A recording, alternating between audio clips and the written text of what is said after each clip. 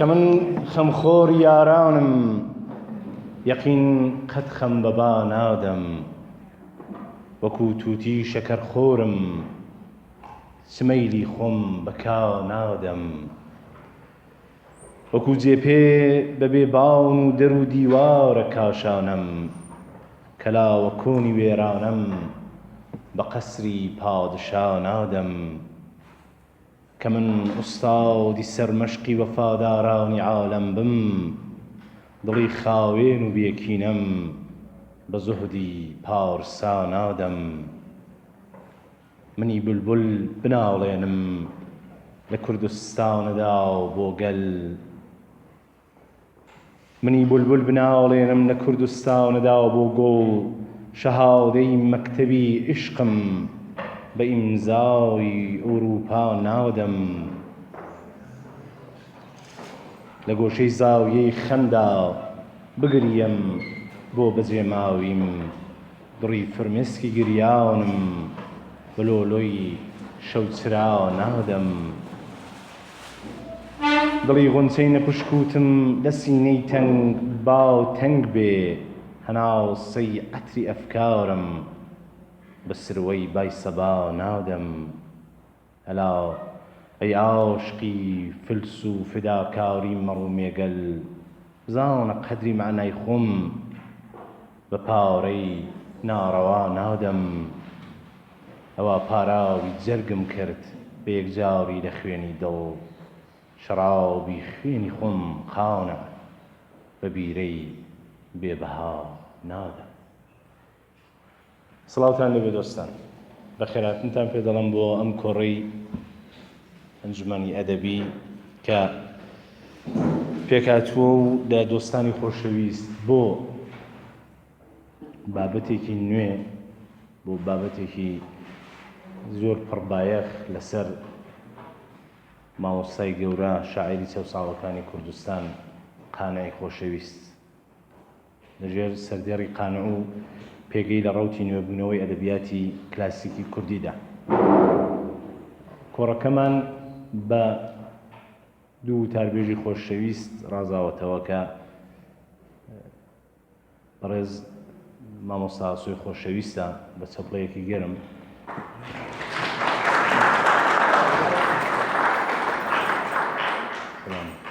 لەگەڵ بەڕێز کاگوێنسی ڕەزایی دیسان چەپڵەیەک لێرەدا دەستپێکی بەرنامەکە بە ئۆتە بە نرخەکانی کە قادری پەرامەرزی بەرپرسی چاوم بەخێری ئەنجومەنی ئەدەبی بۆکان دەست پێ دەکەین کە چەند وتەیەکی هەیە و لە خزمەتتاندا دەبین. چەپڵەیەکی تون بۆ کاک قادری خۆشەویست.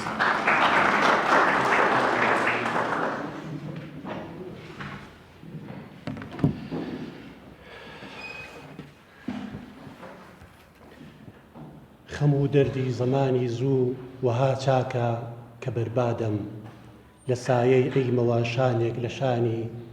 شێخی عولیادەم بەسەر چوو دەوری مەحکومی لە بۆ حوڕی تقالادەم لە پیری و کۆن و پاشکەوتووی وەکو خۆم لازمە لادەم کوڕانی پێگەیشتووی مەکتەبم ئەمڕۆکە ئەدوێنم بە نێوی خوددا. وێڕای سڵاو ئازیزان، سپاس بۆ ئامادەبوونتان، خۆشحاڵین لە خزمەتتان داین. سپاس بۆ یەزدان کە ڕۆڵەی وەک قانعی پێبەخشین کە ئەمڕۆ بە ودمی ئەم بەخششە لە دەوریە کۆبووینەوە. ئازیزان، ئەنجومەنی ئەدەبی لە درێژەی چالاکیەکانیدا بە تەمایە تا ئەو جێگایی کە بۆی بووز بخوا بە مەبەستی یادکردنەوە و نرخاندنی کار و هەوڵی شاعیران و نووسەران چه ئەوانەی کەوا لە ژیاندا نەماون و چه ئەوانەش کە بوونیان گەرمی بەخشی دڵی ئەویندارانی ئەدەب و فەرهەنگی ئەم وڵاتەیە کۆڕ و دانیشتنی لەم چەشتە پێک بێنێ و تیشک بخاتە سەر هەوڵەکانیان. بەدڵنیاییەوە کەمترین بەهرەیەک کە لەم دانیشتنانە بەدەستی دێنین دروستکردنی بەستەر و ڕوونکردنەوەی ڕێگاینەوەی تازە پێگەیشتومانە. دۆستان هەروەک لە بڕۆشورەکەی پێشتردا بینیتان ناوی برای بەڕێزمان کاک عادڵی محەممەدپور هاتبوو، بەڵام بەداخەوە کاک عادڵ بەهۆی نەخۆشی و کەسالەت نەیتوانی بەشداری ئەم دانیشتە بێ. هەر لێرەوە سپاسی زەحمەتەکانی دەکەین کە بۆ ئەم کۆڕە 6-7 ڕۆژ خەریک بوو کارەکانی پێشتر کە لەسەر قانە کردبووی کۆی کردبووە کە لێرەکانە پێشکەش بێ ئەوەی بکە. بەداخەوە نەخۆشی نەیهێشتکە ئەو خۆشیێمان بە قسمەت بێ و لە خزمەتی دابین. هیوادارین هەرچی زووتر سڵامەتی بەدەست بێنێتەوە و لە فرسەتەکانی دیکەدا لە خزمەتی دابین. سپاس و پێزانینمان هەیە بۆ شاعیرانی دڵسۆز و خۆشەویستی شارەکەمان دوو مامۆستای بیرمەد و زانا بەڕێز کاگاسۆ و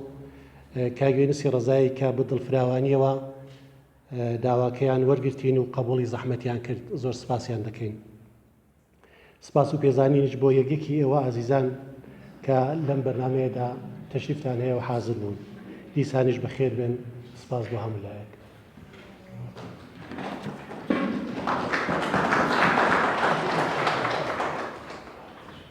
دەستی کاقادی بەڕێزخۆش بێ هەر لێرەوە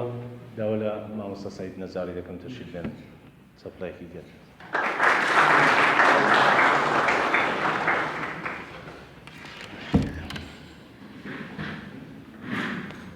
جارێ من عذر خازم ئەو چاوام وەزعی زۆر خراپە بە حیزی نیە تێگا عینەکەم لێ نەداوە من بورن کە بەڕاستی بە حەدێک وەزعی چاوم داغانە ئەگەر ئاوا کەم هەرسن دەڵێ ئەو نورە لە چاوم ڕۆ دەچێت ئەوە دەکەم ڕێک تاریکە هەر عەزاب دەکێشم وەلی هەر ئەوە ڕاحەتتر خەجاڵەت بەسەر ماڕامە بوورە کاکی زاڵم لەداخی زوڵی تۆ دایم ئەناڵم چ خۆشە من بڵێم ئاغا چکارەی بڵێ ئەوڕۆ لەگۆم بگدا حەماڵم ئەوەیە پیرەڵەن شاعری چەساوەکان بەڵام هەر هەیە زاڵم قانە ئەگەر بمانەوێت شی بکەینەوە و باسی لەسەر بکەین و بدوێین پێم خۆشە بە پرسیاری ئێوە من دەستی پێ بکەم لە کام گۆشە نیگایە بۆی بچم ولی ئەوەندەم پێ ناخۆشە دەڵێن شاعری کلاسیکی کوردی ئەوەندەم پێ ناخۆشە ئەم کەلیمە بۆ زمانی کورد کەوتووە ئەی فارس بۆ ناڵێ ئەی فارس بە 1000 ساڵ ئەدەبیات و بۆ ناڵێ ئەدەبیاتی کلاسیکی فارسی چون بەداخەوە ئەم واژەی کلاسیکە لە خۆ بۆت بەنشتە خۆشکەوە ئەمە یعنی کۆن تۆ بڕێ کورد بڵ ئەدەبیاتی پێشینە ئەمە دەڵم پێکاری کۆهنەوەنە و عاقلانترین پێکاری شەکەرە فارسەکان تا ئێستا و عالەمانەترین نەوگەرەشیانێ و عالەمانەترین کۆهنەگەرەشیان هەیە بەڵام کەس پێ ناڵێت کۆهنەگەرە کەس ناڵێ نەوگرە پەیکاری کۆهنەوە نەویان هەیە لە نیماوە دەستی پێ کردووە تۆزە پێش نیمەکە 100 ساڵ دێ بۆ حیسابە ئەگەر فارسەکان 1400 ساڵیان لە فردۆسیەوە لە ڕوودەکیەوە هەیە دەبێ بڵێن 1200 ساڵی کلاسیک بۆ 100 ساڵینەوە وای نییە ئەم وشەیە بە هەر وەسیلەیەک دەتوانن بە ناخۆشی بێ بەخۆشی بێ بە بیرکردنەوە بێ بە تەفەکرەوە بە تعقل بێ بلای بێ ئەدەبیات کلاسیکی کوردی بۆ حسابێ ئێمە تاکوونی الان ئەحمەدی خانیەوە ئەدەبیاتمان هەیە هەموو 300 ساڵە ئەوانی پێشتریش هەر لە بیر نیە شوێن لە 300 ساڵە ئێمە هەر کلاسیکین ئێستا قانەماوین ئێمەش هەر کلاسیکین ئەو کەلیمە لابن بڵێن ئەدەبیاتی پێشینەی ئێمە ئەدەبیاتی سەردەم ئەدەبیاتی هەموو گەلایان تەقسیم بەر دەسە بێ ئەدەبیاتی پێشتری و ئەدەبیاتی سەردەم معمولا سەردەم لە 100 ساڵ و قەرنی ئەخیردا دەبێت سەردەم ڕاست لە مامۆستا حەکیم تەولێد 1982 ولی وەختی من 30 ساڵ لەگەڵی ژیاوە من و حەقیقی سەردەمی ئەدەبیاتی سەردەم 100 ساڵ توول دەکێشێت ئەوە پێشتر پێ دەڵێن ئەدەبیاتی پێشینە ئەوە یەک مەسەلەی دووەم مەسەلەیەکە لەسەر قانع بۆ قانەمان هەڵبژارد ئەو سوالە دەبوو من لە ئەنجومەنی ئەدەبی بکەم دیارە خۆشم هەر بۆ ئەنجومە نازانم خۆم لێجیا نازانم بەڵام چون ئەوەندەم پێ خۆش بوو کارێکی دروست و کاری دویانە جێ خۆیەتی ئەو سوالە بۆ خۆم جواب بدەمەوە قانع ئەگەر تەماشای ژیانەکەی بکەی و لە دەستپێکەیەکەوە تاکوونی ڕۆژی فەوتەکەی کە وەکو لەبیرم بێ 1346 ئەگەیەوە لەبیر بێ هەتاوی بووە کە دەمە من لە قوتابی پێنجم و شەشمی ئیبتیدایی بووم محەسیل بووم لەبیر من دێ فهمتی ئەوم لەبیر دێ فۆتی گۆران لەبیر دێ بەڵام چونکە دوورمون لە ئێمە هەر نێوێنە بێسبوعینە بەڵام قانە دیوانێشی هاتووە ئەم دیو بەڵام گۆران هیچ کات کتێبی ناتوان و کاتێک کە فۆتی کرد لەو ساڵانەوە تا ئێستا ژیاننامە باوە و باسی دەکرێ و من ئەسڵەن ئەقیدەم بە ژیاننامە نییە بە دەلیل ئەوەی کە هیچ شاعیرێکی ژیاننامەی خۆی وە خۆی نازانێت مادام ئۆتۆبیۆگرافی خۆی بینووسێ ئەویش بە شەرتێک درۆ نەکا کە بەداخەوە 80% ژیاننامەکان درۆی تێدایە یەک کابرا مەغرورە و خۆبەزرزانە هێدە خۆی هەڵدەکێشی بەکار نایە یا هێندە متەوازیعە هێشتا ئەو جۆری لازمە پەردە لێفە لەسەر هەموو بەڵاکان و گرفتارەکان هەڵناداتەوە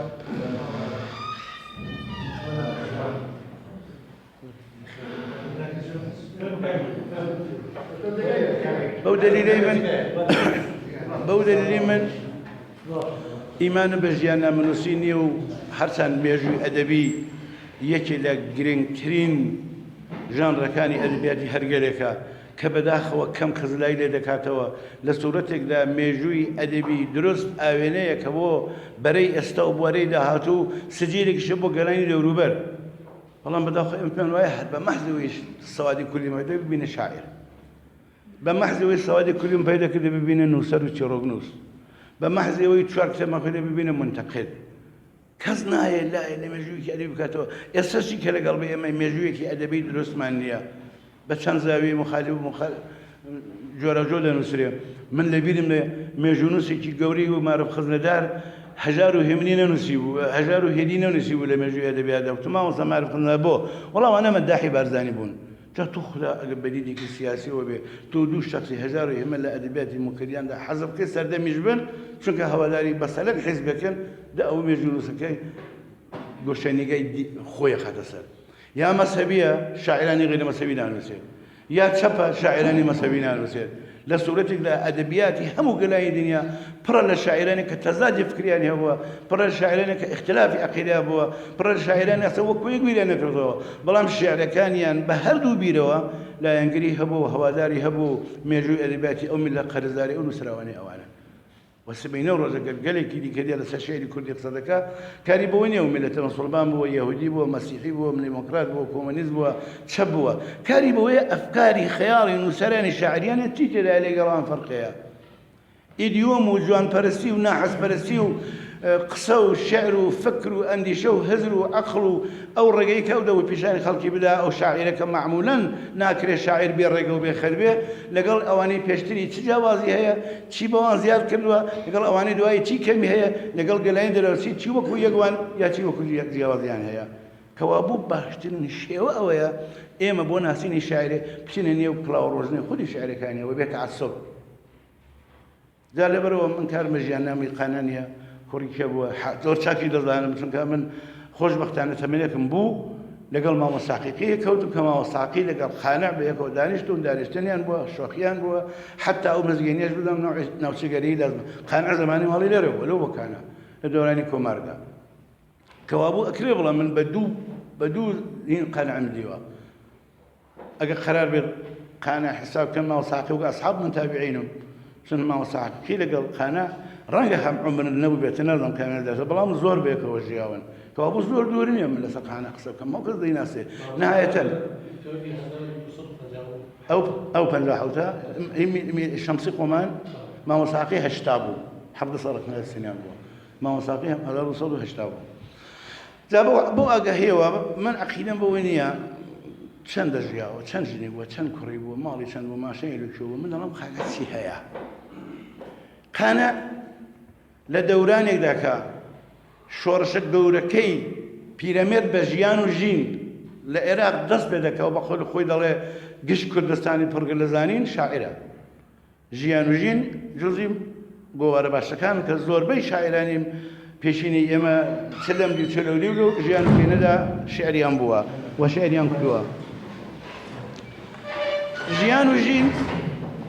دوای ئەوە یەگەر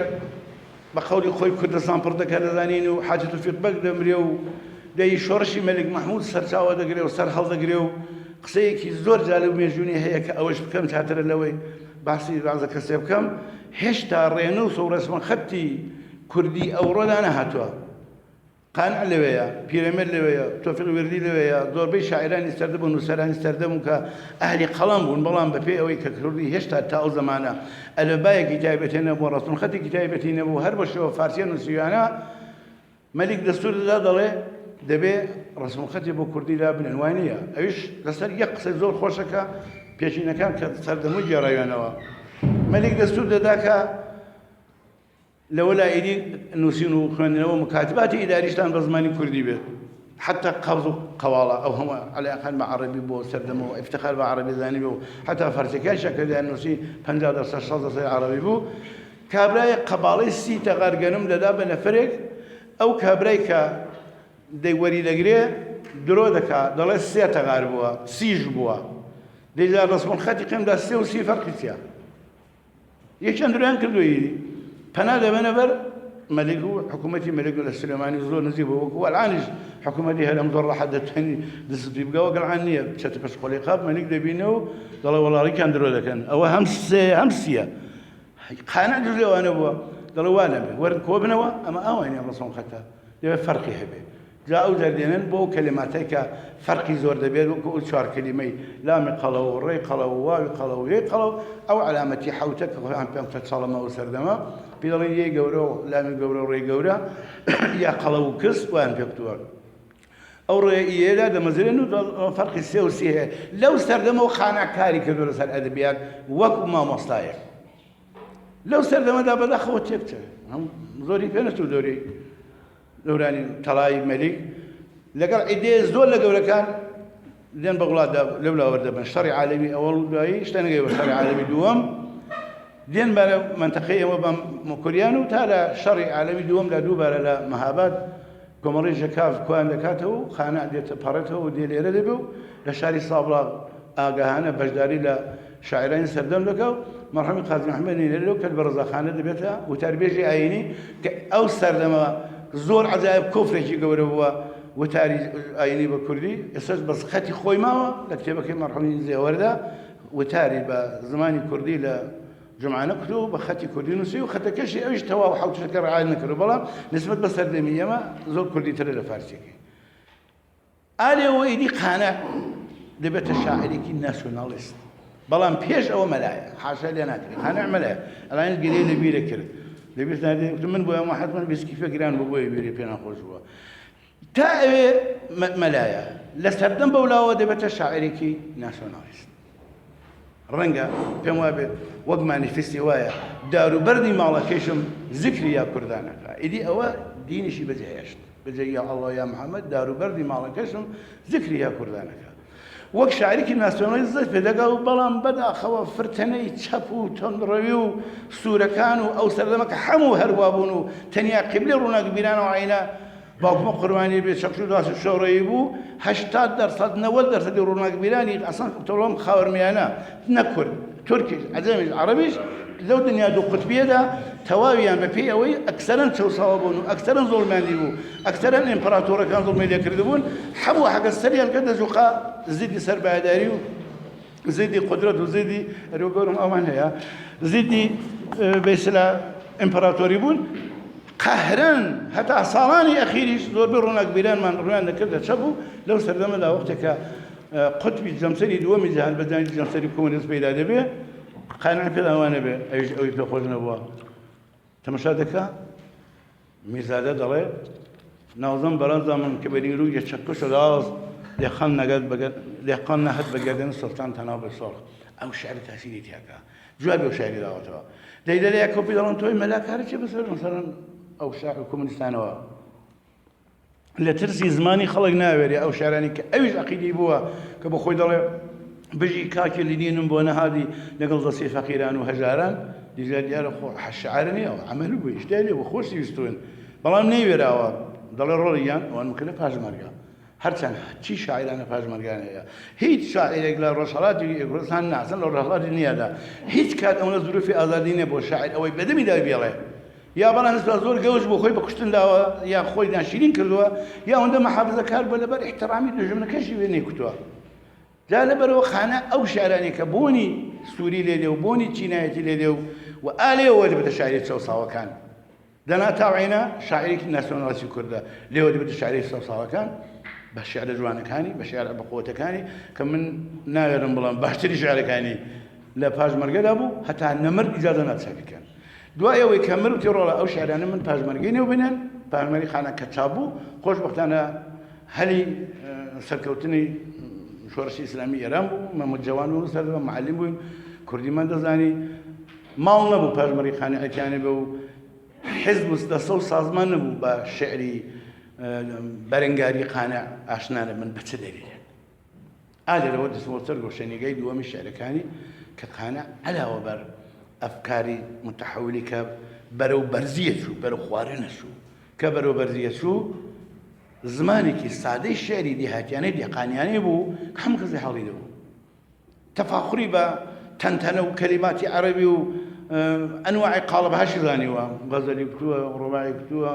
مەسنەوی کە زۆر بەقوەتی ئێداسان هاو چێڕەکای پێ کتووە لە هەموو قاڵبەکاندا خۆی بەتایبەت مەخەممەد سوپیان قشتێکی زۆر عەجایب بووە بەتایبەت وەتەنیات کە لە سەردەمی مەشروطەتدا زۆر لازم بوو شێعرانی تازە لە فارسی وەتەنیات دەهاتە نێو ئەدەبیاتی حتا ئێرانیشەوە وەتەنیاتەکەی یەک لە یەک قەویترن لەو فترەوە ئیدی خانە وەک شاعرێکی چینایەتی و چەوساوە بەرزیدی سەرمایەداری بەرزیدی ئاغا بەرزیدی زاڵم شعرەکانی قیام دەکەن و لە دەورەی سەردەمی شاعری چەوساوە بوونیدا دەمرێ بەڵام خەڵک وایە نەناسی تا دوای مەرگەکە کتێبی قانع و پەژمەرگە بە خەڵکی ناسان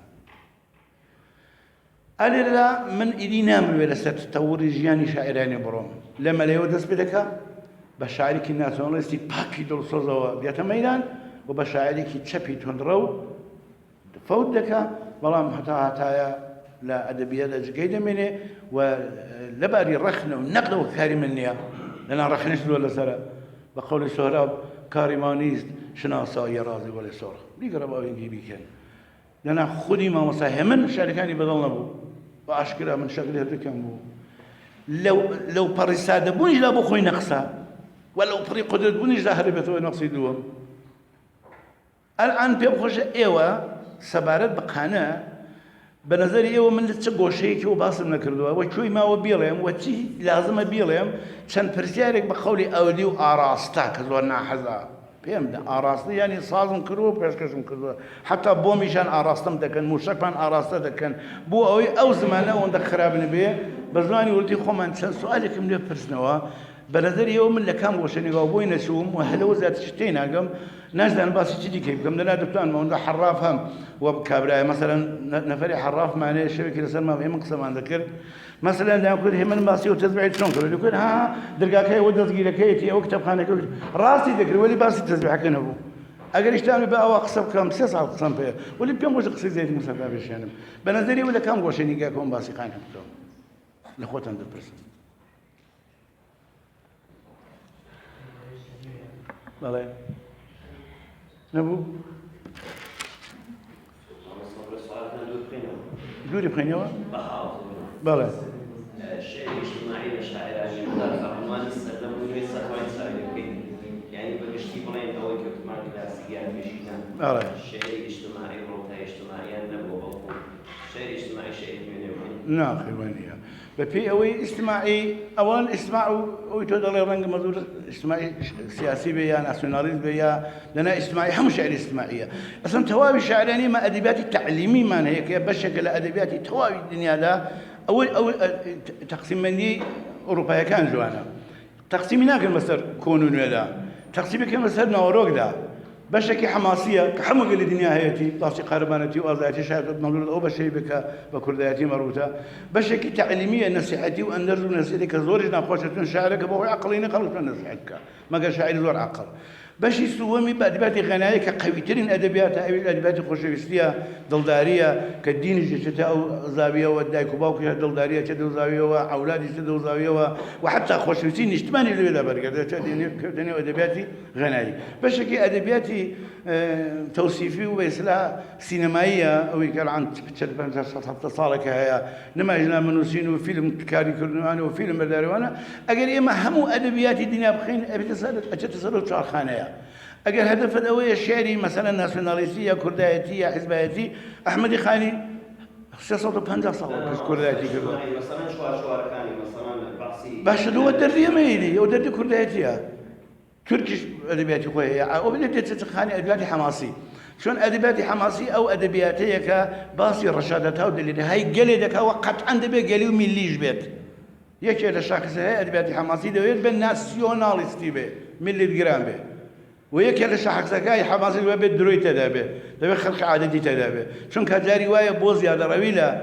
ناسینی گەلەکەی خۆ زیادەڕەوی دەکەی جاری وایە بۆ ناسینی قارەبانەکەی خۆ زیادەڕەوی دەکەی و ئەو زیادەڕەویە جزوی خەسیسەهای ئەدەبیاتی حەماسیە قانع دومەڵەڕێ مثلا پیرەمێر ئەو هەم عمری ئەوانە بوونیدی پێش ئەو مەسەلە مامهێ من بەو عەزەمەت و گەورەیە و حەجی قادری ئەوەندە پێ قووە دربوو من پێم سەیر و مەسەلەن باس مە مصباحی دەکوت شاعر نییە چونکە لە دیگە ئەو فکری نەکردووە لە سوورەتان پێ وایە ڕێکترین و جوانترین ئەدەبیاتی غەناییە من مصباح بووە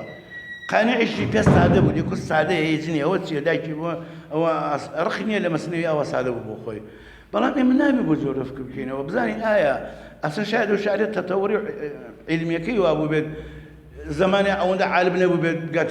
بگاتە ئەو سایدێکە هیچ شاعرێکیش ناتوانم بەڵام لە ڕۆژی ئەوڵە تاقەی عمری وەکو یەک شاعری وکتووە حتما عواملێک باعث دەبن دەرس خوێندن سەواد کەناڵ تەلەڤیزیۆن ڕفاقەت دۆستایەتی ئەڵ گۆڕبوونی سیاسەتەکان ئەڵ گۆڕبوونی مەساهب ئەفکاری حیزبیەکان پاش گەزبوونەوە پێش گەزبوونەوە هەزار هەزار پیاوی وەک مەسەلەن ئاغای کەژڕاهە دەنووسێ حسین تەبەری من پێم وایە بمرەدای چات کەژڕایی بنووسی بە خۆی حیزمە لەو زانەتر نەبووی من پێم وایە عادی پیاوی وا گەورەمە تێدانە شاعری بێسەر و نووسەری بێسەر دەبینی تحت تأثير عوامل سیاسی تحت تأثير ترز تحت تأثير برز تحت تأثير مسائل جاری وایە حاشا لە پێشینی خۆی دەکا هیواشێ هەر هەڵ دەکشێ بەعزەوەیە بەداخەوەی وایە لە ئاخریات قەخەرات دروست دەکا ئیدی ئەوانە لە شخصیەتی خۆیدا مەترەحن دەکرێت لە عینی خراببوونی قەهرەکەشیدا لە زمانی پێشتر خۆدا دوو شعری خەڵق کردبێ دەبێت حورمەتی بگرێت چونکە مێژووی ئەدەبی گەلەکەی لەو دوو ئەو بەهرە نەبووە من جارێکی ئەو قسە زۆری گەڕمەوە پێم خۆش بۆی بگەڕمەوە مامۆستا هەژار هاتبووە لای مامۆستاقی بەڕەحمت بێ زۆر ئازانە بوو زۆر ترسۆنە بوو لەبارەی سیاسی ئەوانەوە دوو سێ شعری لێپرسیوتی حەقیقی ئەریەوە کاو شعرە هەراوەستەرێک مەوزە پیرەمێردی خەرفی زستانێ کەوتە ئاخەنە بە زینداندانێ خۆرەی هەژار ماڵ وێران ئێوە ڕۆیشت ئێمە کوشتمانیان یادامیان کردین نەوێرا وەڵڵا هەون شادۆ دینانانەوە نەڵێ حەق نەبی بەتڵێنی ئەو بۆ لەفزەم لەبیرە بی بەتڵێنی وتی نەتۆ تەواوی ئەدیبانی کورد هەر پارچە کاغەزێک باسی شۆخی بێت نامە بێت بە کوردی نووسرا بێت ئەوە سجلی ئەو گەلێ مەیفۆتیان ڕایگەرن ڕۆژە کارمە پیرێ بێت هەر وەرق پارەیە بە کوردی نووسرا بێت هەر وەرق پارەیە بە هەر نیەتێک حتا نیەتی خراپیش جاری وایە جملەیەکی تێدا ئێمە ئیسفادە لە کەلیمەکەی دەکەین ئەوانە جزوی ئەدەبیاتی میلەتی ئێمە بە چاک و بە خراپ بەڵام یاخودا کەس خراپ نەنووسێ هەمیشە چاک بنووسین چاتر جا لەبەرەوە ناڵم نوێ من ئالباسم کرد بۆ ناڵ ئەدەبیاتی سەردەم ئان غەزەل نوێمان هەیە هەر غەزەل قاڵەبی هزار ساڵەوە پێشە هەر ڕوودێکی کەی دەڵێ 1930 ساڵە مردووە یەکێ دەڵێ غەزەل ڕوودێکی وار نیوکوبووە غەزەل های من ڕوودێکی وار نیست خڕم وەسەر هێشتا غەزەل ڕوودێکی دەڵێ نیوکووە یعنی 1300 ساڵ قاڵبی غەزەل هەیە دەکوا غەزەلێکی مەسەلەن کاگوێنێت غەزەلەکەی من غەزەلەکەی ئیک عەبدوڵای گولابی کوا لە غەزەلەکەی مەسەلەن ناڵی دەچێت دالێنەکەی شاعرێنی بەرێمە دەچێت نا قاڵب بە هیچ عنوان وەسیلەی تازەبوونەوەی شعر و سەردەم نییە ئەوەی کە شعر تازا کاتەوە یەکی لەفزی تازە و خەیاڵی تازە و پەیامی نوێ و ئەفکاری نوێ و بیری نوێیە لەگەڵ کەلیماتێکە واقعاً خەڵکی سەردەم پێیان خۆش بێت لەزەتی لێبەرن نەگەڕابێتەوە دواوە خەڵک بۆ دووە ڕانمایی نەکا ئەو بۆ دەڵێن ئەدەبیاتی سەردەم کاگوێنە چش قسەی هەیە لەو دات قسەیەکم نییە ئەگەر پرسیارێکی دووبارە هەیە پێم خۆشە چۆن واقعاً ئەو شتێ لە ئێرە دەڵێن هوروژاندن دەڵێ مەسەڵەن مێشین بێ هوروژێنی کاکە دا پرسیاری بە هوروژێن کاکە هەنگەژاڵی بە هوروژێن ماغا کاکە مێشین گوینە بۆ لەڵێ پرسیاری بێنەوەینەوە ئەگەر پرسیارێک هەیە پرسیار ئێمە دە هوروژێنە بە قەولی ئەوان ڕەنگە قسەی تازەتر بێت یا استفاده بکرێ جەمعیش بەتەنیا قسەکردن پێ خۆش نییە پێم خۆشە ئێوەش بەشداری بکەن ئەو جێ قسەکاری وان نییە هەر ئەلعان پێم بڵێن وانیە دوای قبوڵین خۆشم زۆرتم کردووە ئەو جێکی قسەکانم وایە تاییدتان کردووە نەچەبڵم وەرە دەنویسێ ئەوەشی وانیە لە خۆم پرسمەوە با تا ماوم جواب بدەمەوە دوایی نەڵێن نەیوێرە جواب بداتەوە منی دیلەوە سەرخانە قسەم نییە یەک قسە ماوە سپاس دەکەم لە ئەنجومەنی ئەدەبی کە جوانترین کاریان کرد بە دەلیلی ئەوەی کە واقعاً ئیدی ئەو کۆبوونەوانە لێرێ من پەپەرە خێرا شێرە بخوێنمەوە و جەلساتی پێشتر لەبیرم لەوە پێش بوو کابرا هاتبووە سەر ئەنجومەنی ئەدەبی جەلسەمان تەشکیلدا و ئاوە لە قامکی سێ چوار شێر نووسی و ئیجازە یەرگرت بووین ئاوە تون قۆڵم کرد ئەسلەز ماوە خۆڵ وەڕی تون بۆ کوێ تشير أنت ما تماشى الآن نسيتي الآن لقام كذي نسيتي قينه ده شو بشر وبحث ده نمش هو يزني يملك ببلا شير قينه أبرة الأنجبن بقينه سبين أبرة يك يبلا أو أن وزني خافي وأبرة لار وأبرة بار وأبرة واي أو أنا حيز در ما ناكن تا إوالة من قصبوا أغايبلهم بو أغايبلهم بيبلهم أجر خوي نيتي خوي إصلاح كإصلاحنا به وأجر سكاني شو قابل إصلاح بكارهات فريد به خوي قاتوا أصلا في لقاء شو خرافه ولي أمنوا المودا بودر سكان النيولة هبنين أصلا بو خانة بو ولي بو خانة أصلا بو خارج بو داخل بو خوتنا يكيد درس كان بو يكيد شاعري خوتن دابنين ولي الناس بيكوزن وايد كان مالوداني كذا قص شعرنا راي ليقرا النفس عجب وقت بدني أو آغايا أو خانمة أو روزك حتى شاتبين وريتي حتى سواق معلوماتك إذا قال خوي بيانه نفس عاد بي أو النخدب كان ليقرا خش خوي برجبات يربيدي شعر باران تام كبرونزي بومباران دوايا وشعرك تو ستوان فرمنتقدي بإنصاف ونظره لعيني تشويق ده وجار تنبيه وجار صداقة بيوكتن جلسة كتان بردوام كان متبعين من أو جلسة كذا سن ذري كلاوته وكان مخاطش تكفيرون دنا أقرب خونوان دين ومن بين مثلا أو غير بشكين مكاكب من بشكين ومن بين بوزر ولا قلب من قصينا كر من اللي بيجوا برا نقر ومن قسم كر وسبروا أو حيز نتيجة لأدبيات وأنجمني أدبيني أجري تايز هذا وشان صار أنجمني أدبيني حر صادق بتوه كان يعني قالوا نسخري لك إنه بالخلار تبدو دراوته خواري ولي ورن أمس بره من أقادر بوي إيمان فيه زور جوان خر كراوة ما يغن خواري هر أبو كيفيته بحرمتي يكتري بأقال يكتريبون بزيادة كردني مطلبك باشتكاني بيشتري إن شاء الله أنجمني كبر دوام ديبو والسلام عليكم ورحمة الله وبركاته قسم بينا معه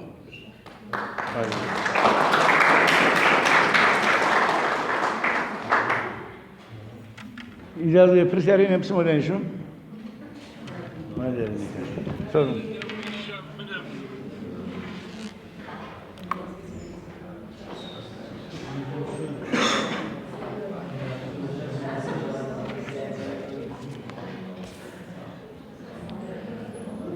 أيوة داوم خريكي الشيوان وقريانتم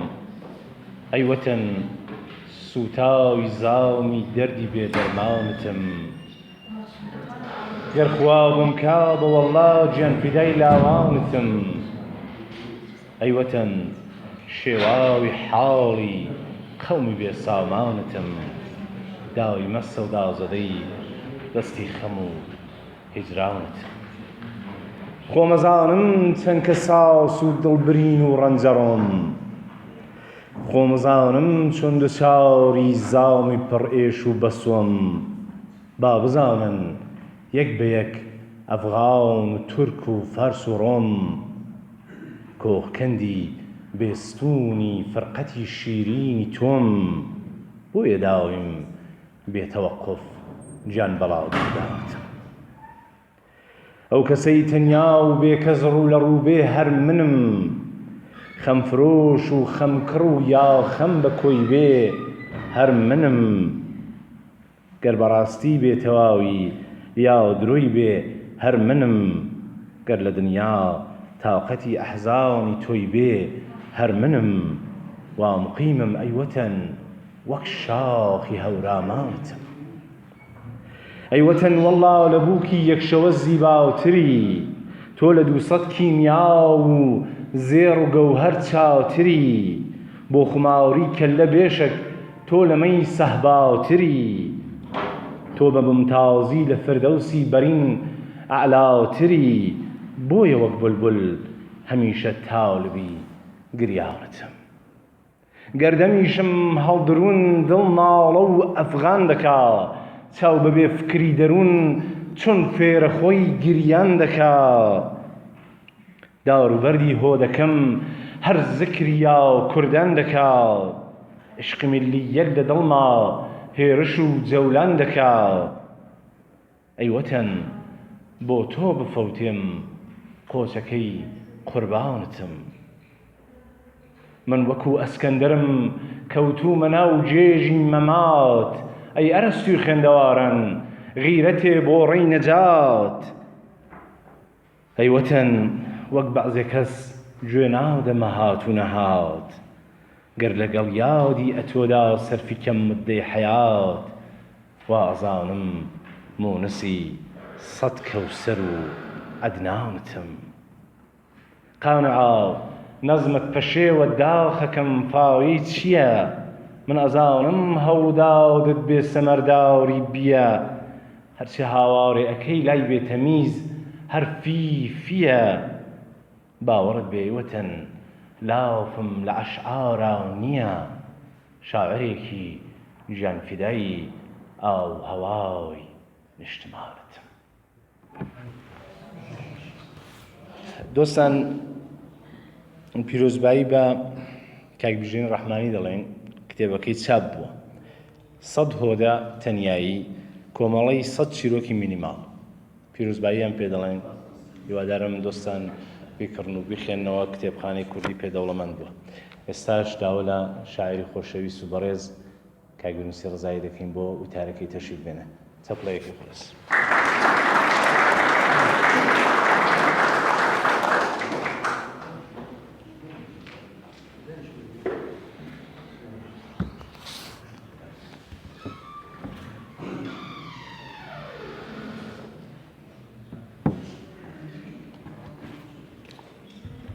بەنێوی خوددا گەڕای سڵاو و ڕێز لە هەموو دۆستانی خۆشەویست خۆشحاڵم لە خزمەتتاندان بۆ باسی یەکێ لە شاعران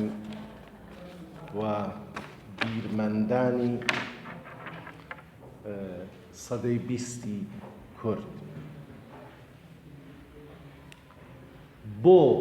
قانە قانە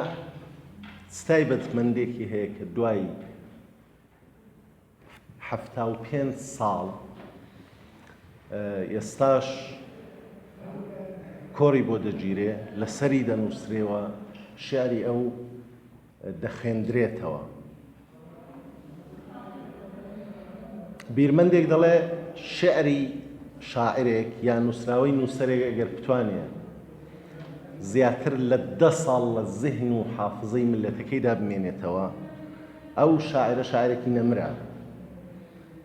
ئەو نووسەرە نووسەرێکە کە توانیوێتی لەسەر زەمانی خۆی تەئسیردا بنێ. قانە چۆنە بە زمانێکی سادە و ئەندیشەیەکی نەچەندان پێچیاوەوە توانیوێتی حەوت دەیە لە نێو ئەدەبیاتی ئێمە و لە نێو نەسلە جیاجیاکانی ئەو حەوت دەیەدا جێی خۆی بکاتەوە. دیارە هەر لە سەردەمی پێشۆ وەکی شێرەزا دەڵێ لە هەموو عەسرێکدا شاعر زۆرن بەڵام کەم دەمێننەوە ئەو کەسانی کە شێعرەکانیان دەتوانێت سنووری زەمان تێپەڕێنێەوە بیریان فۆرمی شێعریان و واتای شێعریان لە زەینی خەڵکیدا بمێنێتەوە. چ تایبەتمەندیەک لە شێعری ئەو شاعرانەدا هەیە کە دەیانهێڵێتەوە و چەندین نەسل دوا بە دوای یەک شێعری ئەوانیان لە زەیندا دەمێنێتەوە. ئەو شاعرانە شاعرانێکن بە بڕوای من شاعرانی خاوەن گوتارن، یعنی کەسانێکن ئەندیشەی ئەوان لە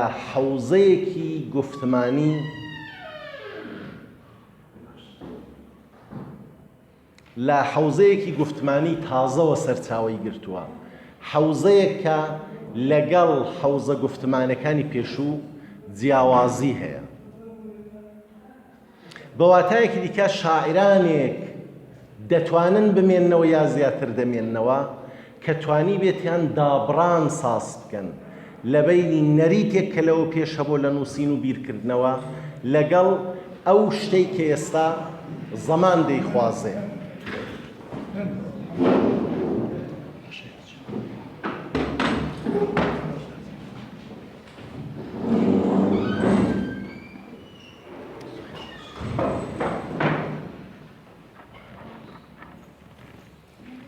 ئەگەر بە شێوەی ئاسایی لەسەر شێعری قانع بدوێین و ئەو شتانی کە لەو پێش خوێندومانەتەوە لەسەر قانع چاویان لێ بکەینەوە کەس پێی وانە بۆ قانع یا کەمتر کەس ئاماژەی بەوە کردو قانع شاعرێک بێ کە دابڕانی ساز کرد بێ. بەڵام ئێمە وەختێک بەحسی هاتنە ئارای گفتمانێکی تازە دەکەین دەبێ عناسر و ماکەکانی ئەو گفتمانە تازەیی کە شعری شاعرێک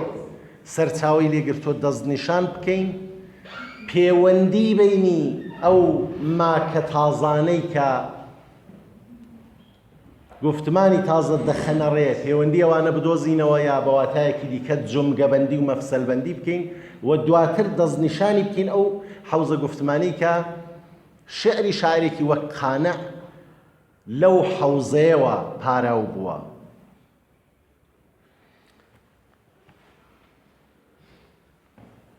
لەیبڵێک بەرچەسپێک بە دیوانی قانعەوە هەیە. قانع شاعری چەوساوەکانی کوردستان، مفتی پێنجوێنی شاعری تووتنەوان. ئەو سنەت و نەریتە لەو پێشیش لە ئەدەبیاتی فارسیدا هەبووە کە بە نەوعی کار و تەبەقەیەکی ئیجتیماعی کە شاعر سەر بەو تەبەقەیە بووە شاعیرەکانیان ناسیوە. بەڵام ئەو تەبەقەبەندی کە بۆ قانع کراوە جودا لەوەی کە چینێکی تایبەتی کۆمەڵگا بە ئێمە دەناسێنێ، نەوعێک تەفەکر کە ئەو تەفەکورە تەفەکوری داژداری و پارێزگاری لەو چینە تایبەتێ لەو تەبەقەی خاصی جامعەیە، ئەو نەوعە تەفەکورەش یعنی ئێمە هان دەدا کە ئەو نەوعە تەفەکورە بناسین. شاعرێک کە شاعری چەوساوەکانە دیارە شعرەکانی کۆمەڵێک کۆد و نیشانە و ماکەی تێدایە کە بەردەنگی ئەو دواتر ئەو شعرانەیان بەو شێوەیە ناسیوە کە شاعرێک خەریکە عناسر و ماکەهایەک لە شعرەکانیدا ڕێک دەخاکە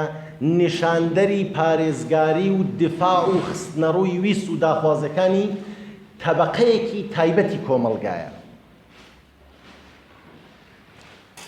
جودا لەوە قانع حەوزەیەکی فکری دیکە کە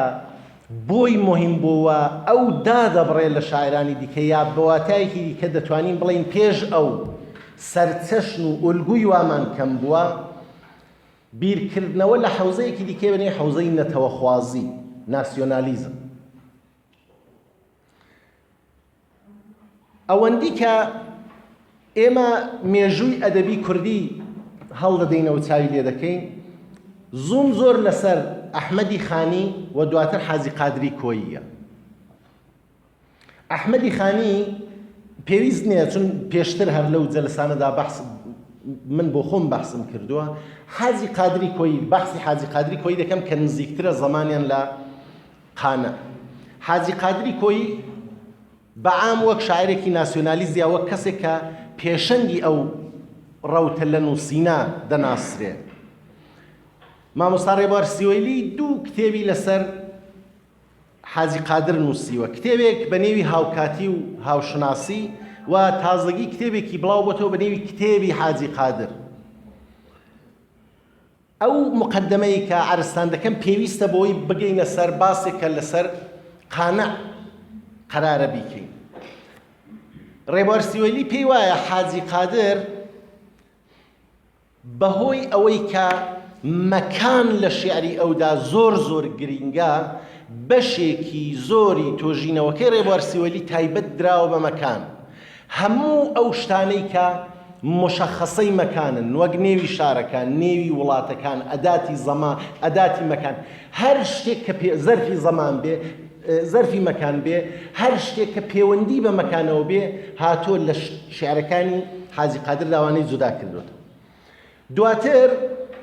بە یەک نەتیجە گەیشتۆ کە زیاترین بارستای شعرەکانی حازی قادر کە بەحسی مەکان دەکەن بەحسی کۆیە و ئاقاری دەوروبەری کۆیە دەکەن. و نەتیجەیەک دەگرێت دەڵێ بە بڕوای من حازی قادر شاعرێکی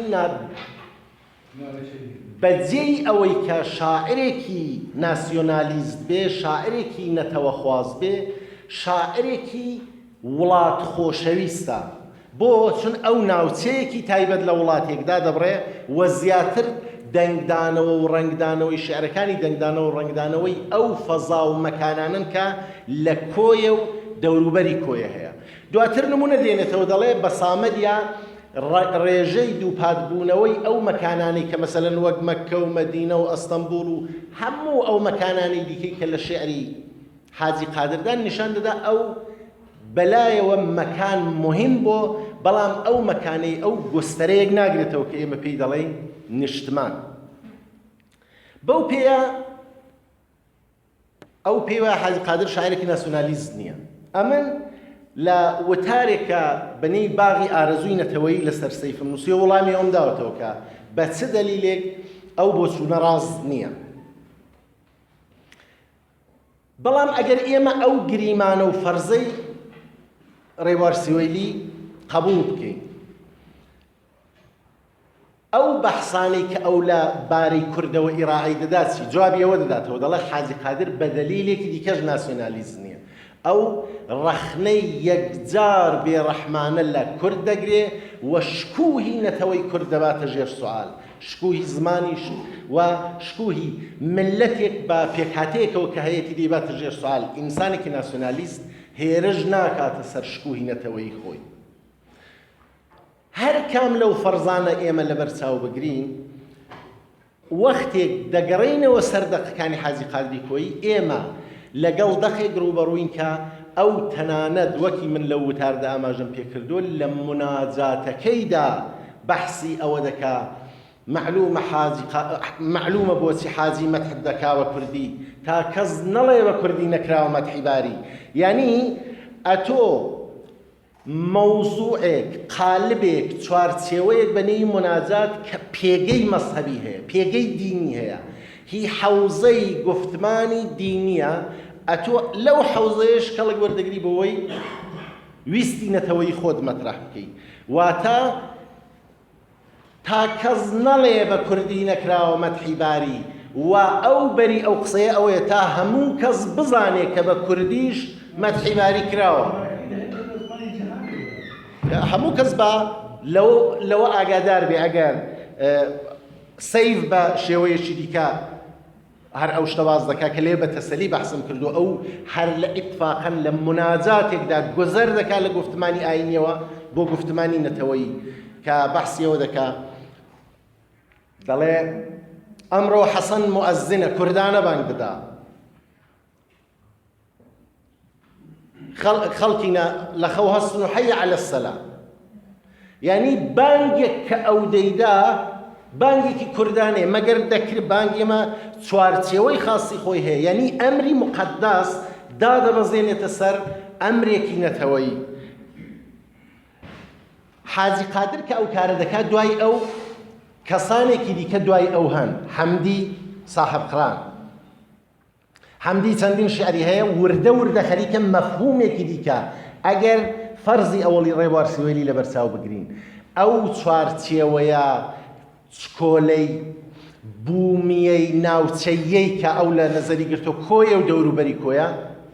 دەگۆڕدرێ بە وەتەن، ئەی خاکی وەتەن بێفەرەج و زەوق و سەفا خۆت، پڕحادیسا مەحکومی هەموو حکمی قەزا خۆت. دیسان لە شعرێکیدا هەر ببێ ڕەبی سلێمانی بمێنێ قەومی کورد، وەرگەڕان بادانەوە ئیشی ئەوانە دەست و برد. لە شعرێکی دیکەیدا وەتەن عەزیزە و دەخی لە مەڵێن گڵی خاکە. حەمدی لە چەندین شعریدا خەریکە ئەو دایرەی مەکانە گەورەتر دەکاتەوە لە دایرەی ناوچەیەک، دیار لە شار و دیاری گەورەتر دەکاتەوە. دوای حەمدی بێکەس سەدەی بیستەما کوردە غیرەتێ، لە خەوڕا پەڕە هەوڵە هیممەتێ، هەموو بیستومانە دەنگ بڵاوە خەڵک ئەڵێن ئەم جارە کورد سەربەستە بێ. دیسان خوایە وەتەن ئاواکەی چەند دڵگیر و شیرینە. فایق بێکەسیش بەنەوعێک مفتی پێنجوێنی شاعری تووتنەوان ئەویش کار شاعری تقریبان چینی چەوساوەیە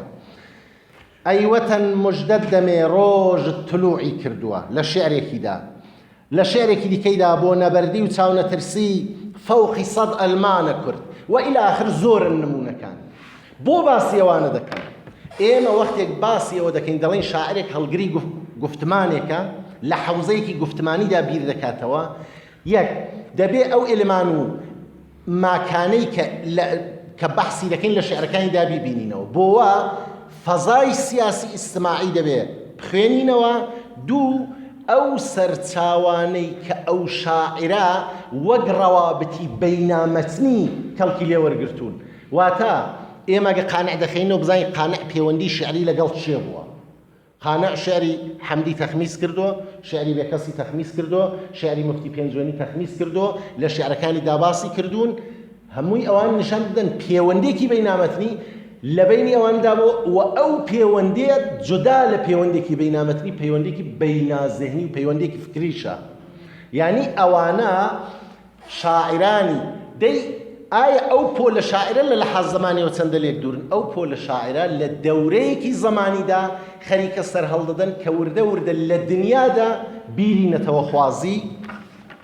پەلوپۆی داکوتاوەوە شێوازهای جیاوازی وەختێک ئەو لێرە دەڵێ بۆ نەبەردی و چاونەترسی فەوقی سەد ئەڵمانە کورد ئەو دەم ناسیۆنال سوسیالیستەکانی ئاڵمان خەریکن وردە وردە بناغەی نازیسم دادەنێن ئەو بیری نەتەوەخوازی لە شعری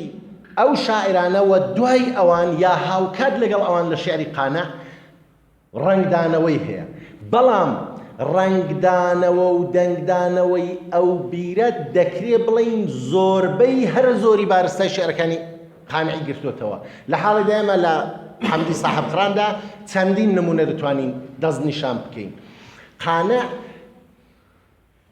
هەرچی نووسیوێتی چون لەسەر بناغەی فکرێک ئەو خەریکە شێعر دەنووسێ واز کەمتر ئاوڕ لە جوانی ناسی دەداتەوە ئەوەی کە دەفەرمون مامۆستایە من بتوێتیوانە زۆر سادەن شێعر نین ئەساسەن قانع زیاتر بەلایەوە تەفەکر مهم بۆ تا جوانی لە شێعردا و ئەگەر ببورن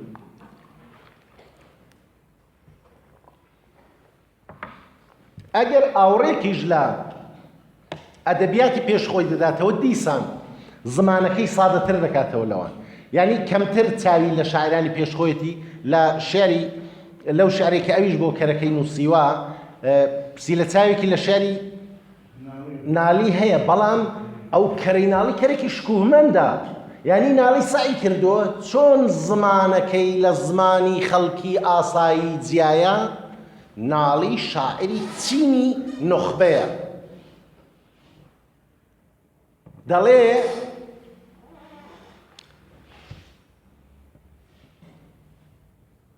هەڵقەدەر گوشی کەفی ڕەنگینی تۆیە ئەو دەفا با نەناڵێ لێی مەدا عن لەتمەتین کەفەن کەفەت بچۆ ئەلان قەرنی 21 بزان چ لێ حاڵی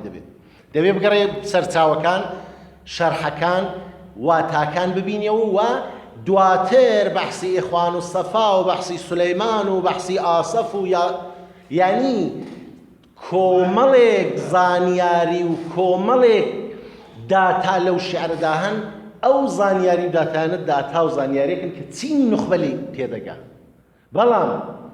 کەرەکەشی کەرێکی شکوهمەندە هەی کەرێکم بوو چپەی کەرتەی کەری ئەوراز و لێش تو ئەحساس ناکی کەرە ئەحساس دەکەی مەسەلەن ماینێکی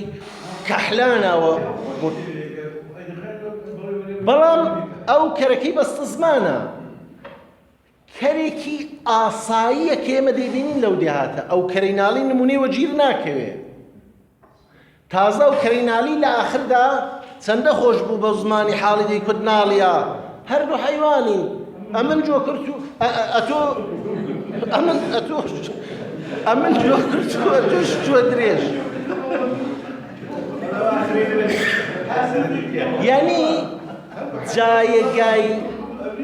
جایگای کەرەکەشی تا ئەو ئاستە دەبات سەرێ بەڵام شعری ئەو نەسلە شعری نەتەوەیە شعری نەتەوە یا ئەو پارادایمەی کە تازە ساز بووە زمانێکی تازە دەخوازێ زمانێکی تازە و ئەو زمانە تازەیە چینی نخبە ڕناوەستێ کۆمەلگا بگۆڕێ معمولاً دەڵێن تەبەقاتی متوسط بە باڵا تەبەقاتی محافزەکارن ئەوەی کە خەریکی گۆڕانکاریە لە حەوزەی نەتەوەخوازیدا ئەو چینەیەکە چینی سادەی جوتیاری کرێکاری ڕەنجبەری پاڵەی سەپانی ئەوە هەموو ئەو مەفاهیمەن کە لە شعری قانعدایەمە دەیان بینینەوە بۆیە ئەو سعی دەکات زمان تا حەدی ممکن سادە بکاتەوە لەلایەکی دیکەوە تەواوی ئەو واتانەی کە لە حەوزەی ناسیۆنالیزمدا ئەندیشەی ناسیۆنالیستیدا مەترەحن ئەو دایانخۆزێتەوە وەتەن کە بە وەتەنیات بەحسکرا وەتەن دالی مرکزیە لە شعری قانعدا یعنی شعری قانع ئەگە دالێکی مرکزی بێ و هێندێک دالی شناوەر دالی مرکزی لە شعری قانعدا وەتەنە بۆ زیاتر لە 12 شعری هەیە بە ئەی وەتەن دەست پێ دەکەن جودا لەو شعرانەی کە کوردینە و مەردینە و نیشتمان جودا لەوانە هەر بە ئەی وەتەن وەتەن و ئەو مەجموعە ئەناسورەی کە بە دەوری وەتەندا دەخولێنەوە نیشتمان پەروەریە ئازادیە ژێردەستی و ژێرچەپۆکەی و ئیستیعمار و هەمووی ئەوانە لەسەر وەتەن ڕوودەدەن یعنی تۆ کە پەیوەندی ئەوانە وەک بەحسێکی تەحلیل گفتمان پەیوەندی ئەوانە پێکەوە دەبینیەوە و یا ئەو مەبحەسە مەفسەلبەندی دەکەی تێدەگەی کۆی ئەو واتانەی کە ئەو کەڵکیان لێ وەردەگرێ ئەو واتانن کە لە حەوزەی گفتمانی نەتەوەخوازی یا ناسیۆنالیستیدا سەرچاوە لێەوە سەرچاوەی گرتووە نەوعی ناسیۆنالیستەکەش ئێمە دەزانین لەو سەردەمەدا کتێبێکی بەنێوی نەزەریەهای ناسیۆنالیزم ئۆمۆت ئۆس کەریملی نووسیوێتی شتێکی تەکانداندە یعنی عەجیب و غەریب تێدا لەبارەی ناسیۆنالیزمەوە دەڵێ ئێوە نازانن خۆشەویستی نیشتمان چەندەیە ئەگەر بخوازێ ئەو وەک ناسیۆنالیستێک دەڵێ ئەگەر نیشتمان بخوازێ هەڵگرتنی تەور و لەتکردنی سەری باوک و دڕینی زگی ژن و بڕینی سەری منداڵ بۆ من وەک ئاو خواردنەوە وایە نەتەنیا ناخۆش نیە شیرینە و بە تاوانیشی نازانم ئەو نەوعە ئەوە لە سەردەمێکدا قانع خەریکە داوای بەرابەری خوازی دەکەیانی ناسیۆنالیزمێکی عەداڵەت خوازانە ئەو نەوعە تەفەکورە لە حەوزەی ناسیۆنالیزمدا لە ئەوروپا خەریکە نەتەنیا خەریکە شقڵی گرتووە و ئاسارەکەشی ماندیوە کە لەوێدا دەڵێ ئێمە لە ئاڵمانیش مهمترین بەڵام نەتەوەخوازی ئەو نەتەوەخوازیەک نییە کۆی شعرەکانی کە دەخێنیەوە لە هیچ شۆت دروستە دیگەری لە شعریەوەدا هەیە یعنی گفتمان وەختێک دەڵێن گفتمان شکڵ دەگرێت حتمما دەبێت دیگەرێک هەبێ دەبێت لە بەرابەر حتمما عەرسەیەکی تەنازوع وجودی هەبێ بۆی دوو گفتمان لە بەرابەر یەکدا قەراریان گرت بێ ئەو تەنازوعە هەیە لە شعریەوەدا دەستنیشانی کردو دیگەری خۆی دیگەری بە چەند نەوع دەستنیشان کردو یەک دیگەرێک کە لە دەرەوەی نەتەوەی ئەوە و داگیرکەرە لە یەک واتای گشتیدا داگیرکەرە کەسێک کە وڵاتەکەی ئەوی داگیر کردو بە ئیستیعماریش نێوی دێنێ بە داگیرکەریش نێوی دێنێ هەموو ئەو شتانەی دەڵێ یەکێک لە تایبەتمەندیەکانی ئینسانی خاوەن گفتمان بیرمەندی خاوەن گفتمان ئەوەیە هەموو تایبەتمەندێ باشەکان بۆ خۆی و بۆ نەتەوەی خۆی هەڵدەگرێ وەسفە خراپەکان دەداتە پاڵ دیگەری لەو شیعرانە داوان داگیرکەر هەموو سفەتێکی خراپی هەیە کەسێک کە لە بەرابەر گفتمانی ئەودا خۆی ڕاگرتووە هەموو سفەتێکی خراپی هەیە و ئەوەکە و ملەتی ئەوەکە وەسفە باشەکانی هەیە مەردن و شێرن و جاری وایە لە عەرسەی دنیای واقعیدا واژ نییە بەڕاستی یعنی ئەوەی کە کورد لە هەموو کەس چاتر بێ لە هەموو کەس دلێرتر بێ لە هەموو کەس قارەمانتر بێ تۆ دەبینی ئەسەن کەسی بەرابەرت دیگەری تۆ یەکجار بەهێزترا بەڵام ئەو تەفەککورە و ئەو حەوزەی گوتارەوە دەخوازێ کە تۆ خراپەکان بدەیە پاڵ ئەوی دیکەوە و باشەکان بۆ خۆت هەڵبگری کە ئەو کاری کردو. یەک تایبەتمەندی دیکەی شێعری قانع ئەوەی قانع وەکی کوتمان قانع ئەگەر نەڵێم بۆ یەکەم جار چون بێکەسیش هەرە و تایبەتمەندی هەیە فایق بێکەس وەلی کەمتر قانع خەریکە لە شعرەکانیدا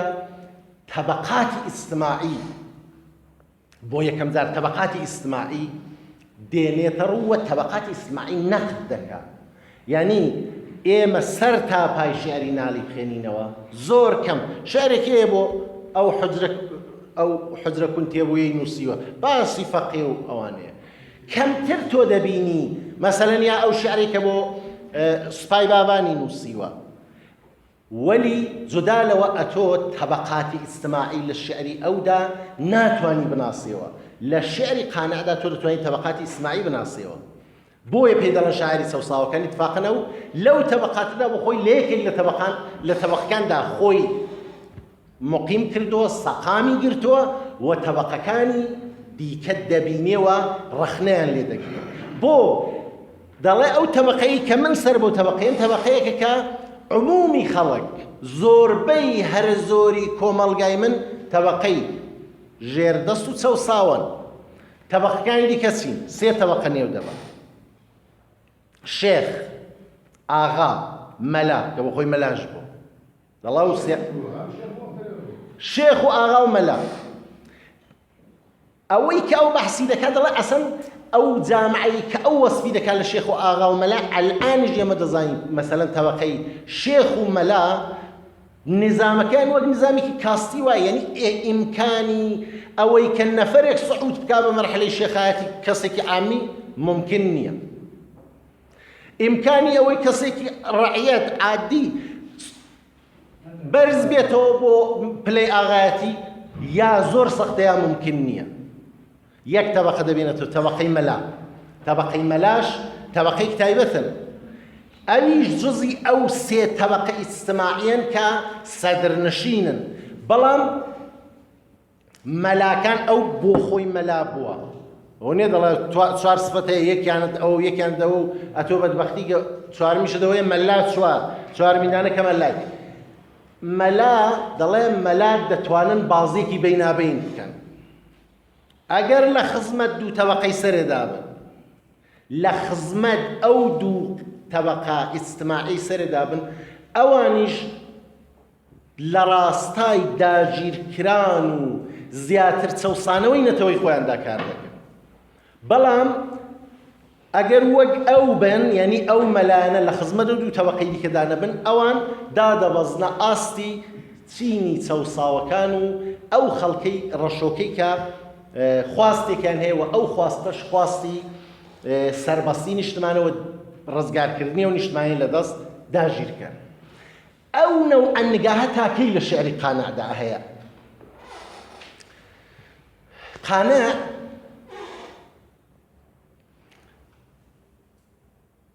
سەردەمێک کە ئەو بیری نەتەوە خوازی لە شێعری ئەودا سەر هەڵدەدا ئینسانێک پەرخاشگەرە لە شێعریدا بەردەوام خەریکە هەموو دژەکانی گفتمانی خۆی دەکوتێ بە هەموو نەوعێک بەڵام ساڵی 1324 هەر بژی ئاڵای کورد و پێشەوای زانای کورد یەکجار ئەو ئیدئالەی کە لە زەینی ئەودا بوو نموودی عینی پەیدا دەکات بۆیە شعری ئەو ڕەنگێکی ئارام بەخۆوە دەگرێتی ئەتۆ زمانێکی مهرەبان ئینسانێکی دیکە دەبینی دوای 11 مانگ کە ڕێبەرانی کۆمار شەید دەکرێن ئەو شعرە مەشهورەی دەنووسێ چی بوو تاوانی ئەوانەی وە لە سێداردران وە دیسان دەچێتەوە سەر ئەو بەحسەی خۆی کە دژایەتی ئەوی دیکەیە ئەگەر لە یەک دەقەدا ئەوەی کە عەرزم کردوون خلاصەی بکەمەوە ئەوەیە قانە گوزەری کرد لە گفتمانێک کە پێشتر کەسانی وەک میسباح الدیوانی ئەدەب و ئەوانە شعریان تێدا دەنووسی بەڵام ئایا ئەو بەتەنیا بوو نەخێر ئێمە بۆ تەمەرکوزمان لەسەرەوە ئەوڕۆ قەرارە باسی قانع بکەین دەنا هەر لە ڕۆژهەڵاتی کوردستان مەلا معرفی کۆکەیش ئەو تەفەکوری تێدا ساز بوو سەیف بە تەریقی ئولا محەممەدی نووری خاڵەمین و تا دەگاتە هێدی و حەقیقی ئەوانە بەڵام چون ئێمە بەحسمان لەسەر قانعە و ئەوانە زۆریشان لە قانع شاعرترن بەڕاستی بەڵام دەمهەوێ ئەوە ئارز بکەم کە سەرڕای ئەوەی کە شێعری قانع شێعرێکی ساکارە شێعری قانع بەهۆی ئەو تایبەتمەندیانەوە شعرێکە تا ئێستا ماوەتەوە من پێم وایە تا ئەو کورد و ئەوی دیکەی کورد و جوودی هەبێ ئەو شعرانە لە بینی چینی چەوساوەی کرێکار لە بینی هەموو ئەو خەڵکە ڕەشۆکەی کە ئێمەش جوزوی ئەوانین دەمێنێتەوە بەغەیرە سەبقاتی باڵا دەست من لەوە زیاتر عەرزێکم نییە دیارە هێندێک گوردەشتی دیکەم یادداشت کردبوو زۆرم قسە کرد سەرم ێشاندن ماندوو نەبن ئەگەر پرسیارێک شێ من لە خزمەتتاندا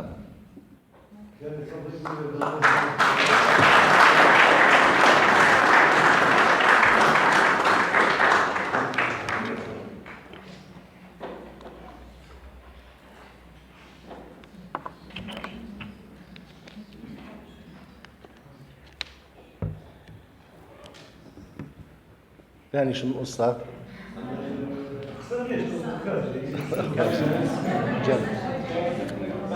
بێعاری قانع لە شەعری ناکە قانع زۆر بێعاری ڕێک وامداری کانیە گەرسی وژۆقی هەڵگراوی شاعری تەبەقی نەخبەیە کاک سولەیمان بەڵام قانع لە زۆر شاعری جیاوازترە بەهۆی و بێعاری ئەساساً شاعر ئێمە وەختێ باسی شاعرێکی مەسەلەن بێعاریە ئێمە بەحسی ئەوی دیکە دەکەین چاو بێعاری لە بەرابەر کەسێکدایە کە وەک تۆ فکر ناکاتەوە من هەرگیز لەگەڵ دۆستێک کە دۆستی خۆمە بێعار نابم لە بەرابەر ئەوی دیگەریدا من بێعار دەبم شێوەی ڕوبەڕووبوونەوەی نالی چاولێ کە نالی یەک شعری هەیە باسی میرزا سەفای ئیسفەهانی دەکات چوونەتە مەککە چوونەتە مەدینە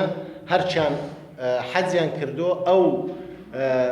کابرایەکی ئەشرافی فارسە عدەیەکی لەگەڵ خۆی بردو لێ ڕابۆ مەکە تاسوولەگەنی وەڵدەگرن لیباسی ئەبریشەمی لەبەردایە ئەویش مەلایەکی سادەی کوردە وەلی باسەواد و مدعی کە ڕوبەڕووی ئەوە دەبێتەوە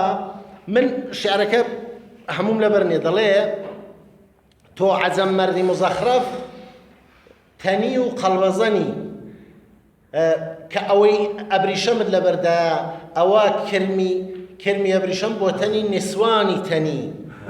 یعنی ڕوبەڕووبوونەوەی نالی دیسان وەکی کوتم لە شیعرەکانیدا چۆن ئەو دەیهەوێ زمانێکی فاخری هەبێت حتا ڕوبەڕووبوونەوەکەشی ڕوبەڕووبوونەوەیەکی محتەرەمانەتر و محافزەکارانەترە یا فاخرانەترە بەڵام قانع کەسێکە لێ بڕاوە قانع هەر شتێک لە بەرابەر گفتمانی نەتەوەی دابێ هێرشی بۆ کردو جا ئاغا بێ شێخ بێ مەلا بێ کە بۆ خۆی چینی مەلا بۆ و هەموو ئەو کەسانیانی تەنیا شتێک کە تەوجیهی بە قەولی جەنابەت بێعاری یا پەرخاشگەری قانع دەکاوەی قانع یەک ئیدەی هەیە یەک فکری هەیە هەر شتێک مانعی چوونە پێشی ئەو تەفەکوڕی ئەو هێرشی کردوتە سەر بەڵام نالی ئیدەیەکی تایبەت نییە کە شعری بۆ نووسیبێ نالی شاعرێکەوە نیە ئێمە دەڵێن شاعری بازی های زەبانیە نالی شاعری ئافراندنی جوانیە ئەگەر لە جێیەکیش مەسەلەن تەزادی هەیە لەگەڵ مەستورەی ئەردەڵان دیسان خۆ ئەو هەزوێی بۆی نووسیوە لە هەزوێی دیکە ناچیە پڕە لە تەوسیفاتی ئەوەی لەبەرەوەی مەسئولە شاپەی قەدەریەکان بۆ لەبەر مەری ئەردەڵان هەمیشی بابانەکان بۆ حەڵات بێنە دوانە بۆیە مەسەلەن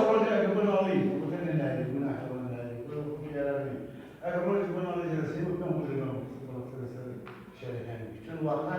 أول شركة عندها وتشد صار يواني نعم غرز جيران شوقينية حرف الضوء من توي شكل ذا من لمن سؤالك بياكل نعم الناس حتما هذا الشيء موجود كان بين كندا أو بيعاني كندا عز كم حتى بروي تشيني توصل كان يشتغل لحرت شوية أو سليمان أمن كا لبحثي ديجريدا لبحثي أبي تردا من بحث كم ناقص سن إحساسم كر درج دادرين كردو أو أمن بحثي كتم ديجريك بر خلاص تجاو للدروي نتوي خويدا دبيني دعائي لناو نتوي خويدا جدي ترين رخني لو كسانيكا لو حوزيدا كاراني حول نادر زال لنا خين دوار بونيانا ولا زاهل بونيانا ولا يجنا قرتنيانا ولا تفرقيانا حتى بتسيني كبخوي سربو تبخي بتسيني ملا شيء رجدك تو هر أول روانجي مثلا لا شارع ولا بشيء جدار بيني هرخاش قري هاي كا أو بدأ صلاتي لو بيش بدأ صلاتي بعزبو لا يبلد واصدوانا بو من دالكانا من علانا وديخين علان بو دا صلاتي كردي يعني بردوام أو كسي كلا سر چوارچێوەیەکی فکری خەریکە دەق بەرهەم دێنێ وەختێک نەگەیشتۆتە ئیدئالەکانی خۆی بەردەوام ئەو تەگەرانەی کە لەسەر ڕێگاین سعی دەکا بە زمان و بە مبارزەی فکری لایەن بە پەشێوی شەروە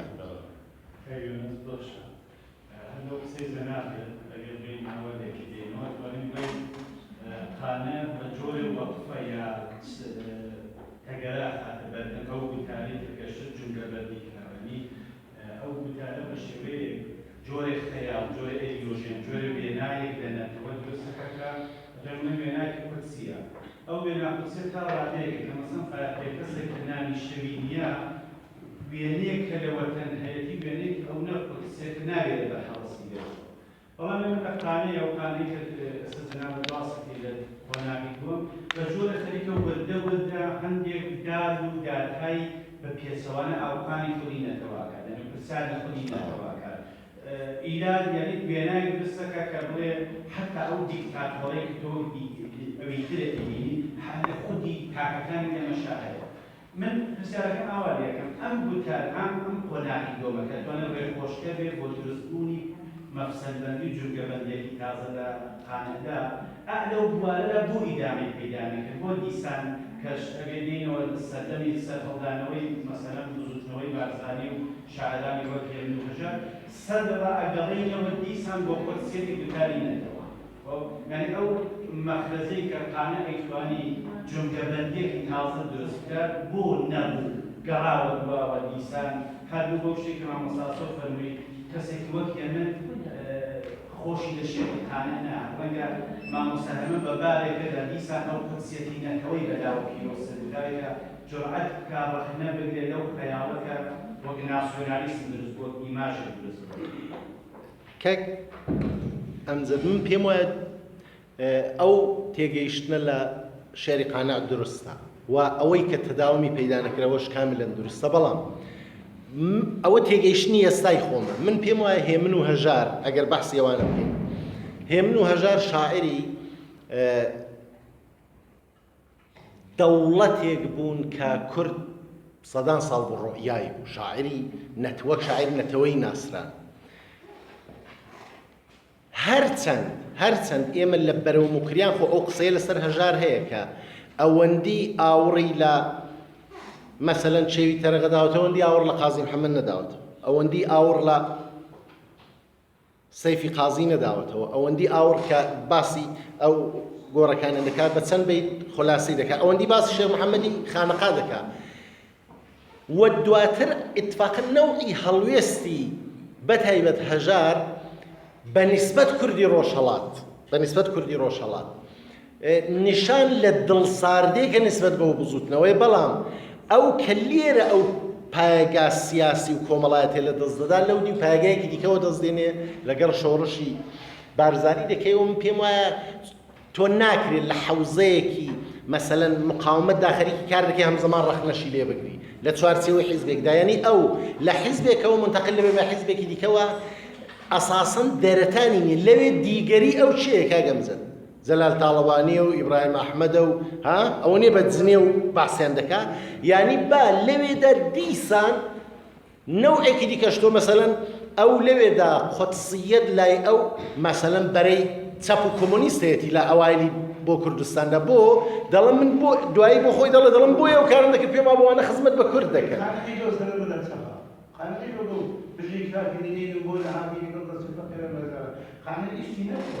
خانە وەختێکە شۆڕژیانەی مدلەوەی بۆ ڕیسی کردنا لەو سەردەمەدا ئەوینەوە من بملۆ پێی ببوو توانای شەڕی نەبوو و ئەگەر ببێ چۆن کە شەڕ بۆ دوو قسم بازانە بڵێ شەڕەکان بە بازانە نادڵ تەفەکوری ئەو بۆ درێژەی نەبوو کاک سەید دەڵ بۆ تەفەکوری قانعکە دەیتوانی ئینتقاد لە کەسانی ناکارامەی نەتەوەیی بکە بۆ ئەو تەفەکورە دوای ئەو مەسەلە لە شعری هێمندا درێژەی نەبوو لە شعری هەژاردا درێژەی نەبوو دەڵێم ئەوانە سەر بە سیستمێکی سیاسی بوون لێرەکە و سیستمە سیاسیە پایگای مهمی بەواندا بوو ئەوانی وەک شاعری نەتەوەیی ناساند بوو دواتر هەژار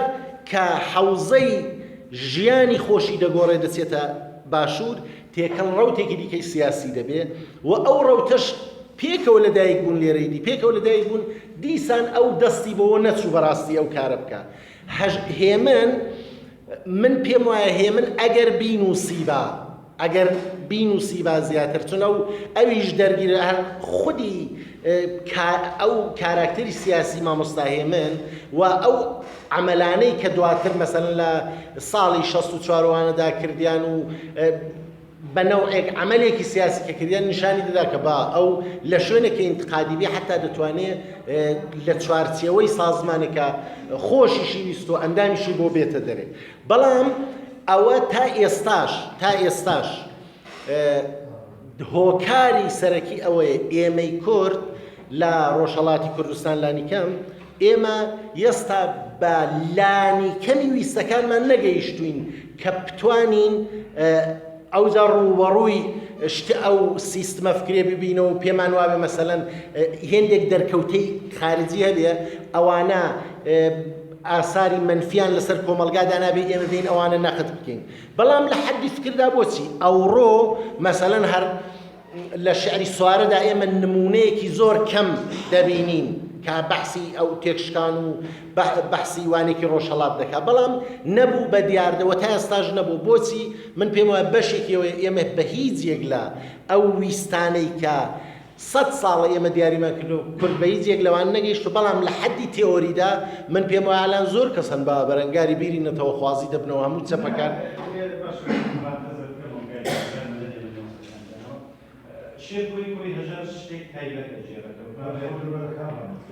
شەبژێرە لەسەر ڕاستەقەتی خۆی دەڵێ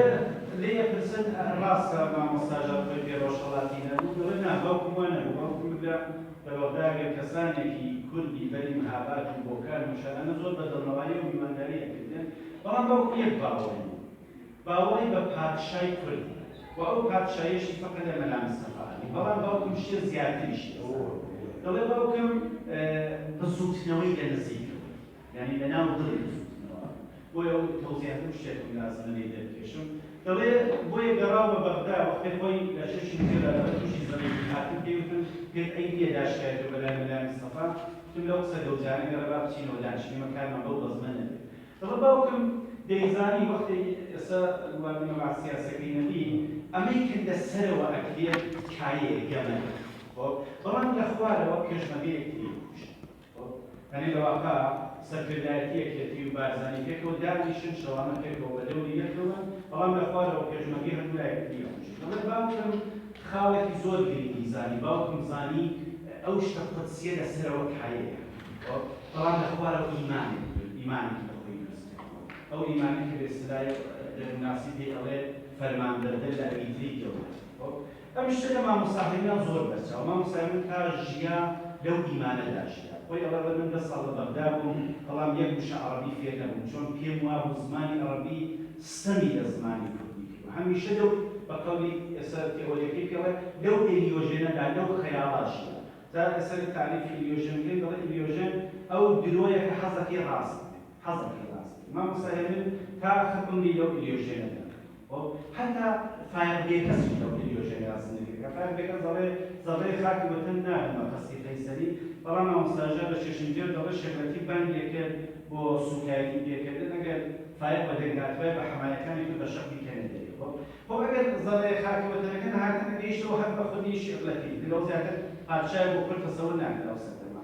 یعنی حتا خانەیش جرأت ناکرد گەشت ئەو ئیلیۆژێنە بێتەوە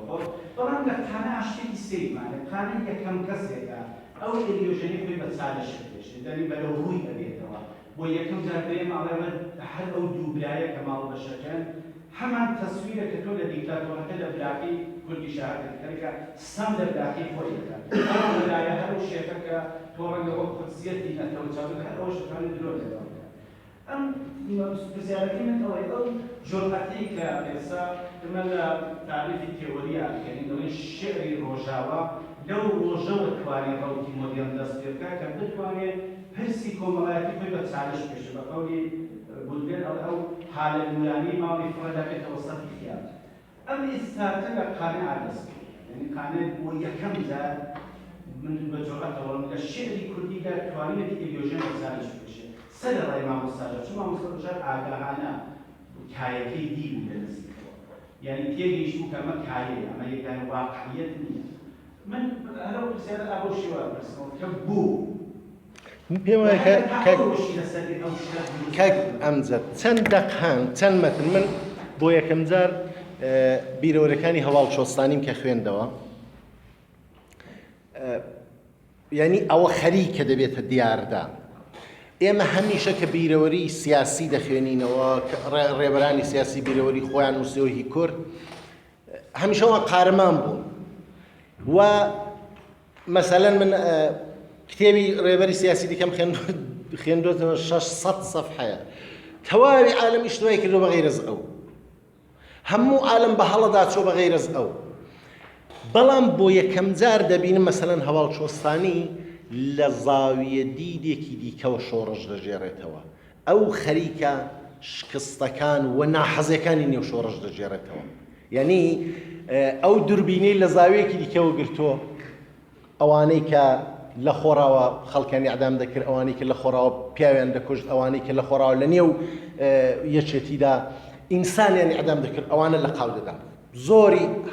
ئەوە زمانێکە کە ئەوان یعنی پار و پێرار زمانێک کە ئەوان 30 ساڵە دەسەڵاتیان بەدەستە زۆریان هێرش کردە سەر مەلا بەختیار کە دێ ئەو کتێبەی دەنووسێ لە بری بیرەوەری شەروایە لە بری بیرەوەری هەرچەند ئەو بە قەولی میلان کۆندرا دەڵە خەریکە هەمزەمان کە دەجێڕێتەوە نەوعێک پەژوهشیش دەکات دەڵە من لەباری هەستیدا فەسڵێکی کە لەسەر کەیت نووسیمە خەریکم بە نەوعێک خەریکی جۆستارێکم ئەو لە ئەوڵەوە کە دەست پێ دەکات خەریکە بەحسێکی ڕەوانشناختی مەترا دەکات دەی هەوێ بڵێ نۆشیرۆ مستەفا ئینسانێک تەواو نەبووە ئینسانێک بوو مشکلی ڕەوانی بووە بەڵام لە زمنی ئەودا تەواوی ناحەزەکانی نێو شۆڕژ و ئەوانەی کە نسبەت بە بەرەی ئاڵای کورد کردویانە دەژێڕێتەوە ئەو نەوعەنگاهە نەوعەنگایەکی تازەیە و لە مەلا بەختیار زۆر دیسان ڕوبەڕووی بوونەوە با تۆجوبەوەی کە دیسان ئەو یەکێ لە بۆ خۆی ئێستاژێکی لە کادری ڕێبەرایەتی یەکێتیە من پێم وایە ئەوەی کە دەڵێی بۆ نەبووم دەڵم نەیانوێراوە یعنی ئەو حەوزەی ئێستاش قودسیەتی خۆی پاراستووە بەڕاستی دەلیلەکەشی ئەوەیە من عومدەترین دەلیلێک کە بۆی دەبینمەوە کاگەمجەد ئێمە نمودی عینی دەسەڵاتی کوردیمان تەجروبە نەکردو کە بزانین چییە تا بتوانین نەقدی بکەین ئەوان کە تەجروبەیان کردو ئەلان خەریکن ئەو ساختارەوەی لە گفتماندا دەڵێ گفتمان وەختێک کە دامەزرا دوای هەر خودی ئەو گفتمانە دژی بۆ ساز دەبێت هەر لە نێو خۆیدا دیسان دژی بۆ ساز دەبێتەوە بۆچی چون بە قەولی تۆ ئەو خەیاڵەی کە ئەوان بە واقعیان تەبدیل کردو دیسان ناتوانێت جوابی هەموو پرسیار و ویستەکانیان بداتەوە تێگەشتنی زۆر سەربێشاندن ببەخشن دەمە نادەم